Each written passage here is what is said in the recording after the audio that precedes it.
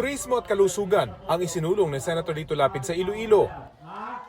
Masamang epekto ng pagmimina sa Palawan naman ang tinalakay ni na Amira Lidasan, Ronel Arambulo, Franz Castro, Mimi Doringo at Modi Floranda. Dagdag trabaho at abot kayang pabahay ang itinutulak ni Manny Pacquiao sa Cavite. Seguridad sa pagkain ang nais pagtibayin ni Kiko Pangilinan sa Panay Island. Si Ariel Querubin, tinawag na tunay na bayani ang mga guro.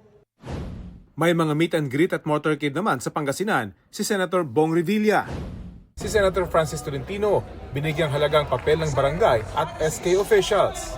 Pagbibigay ng insentibo sa mga empleyado ng gobyerno ang naisisulong ni Benher Abalos. Abot kayang modernisasyon para sa tricycle drivers ang itinutulak ni Bam Aquino.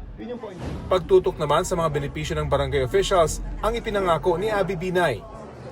Paghahatid ng serbisyong medikal sa mga komunidad ang itinutulak ni Senador Bongo.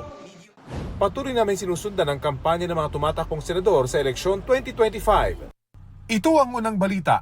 Rafi Tima para sa GMA Integrated News. Igan, mauna ka sa mga balita, mag-subscribe na sa GMA Integrated News sa YouTube para sa iba't ibang ulat sa ating bansa.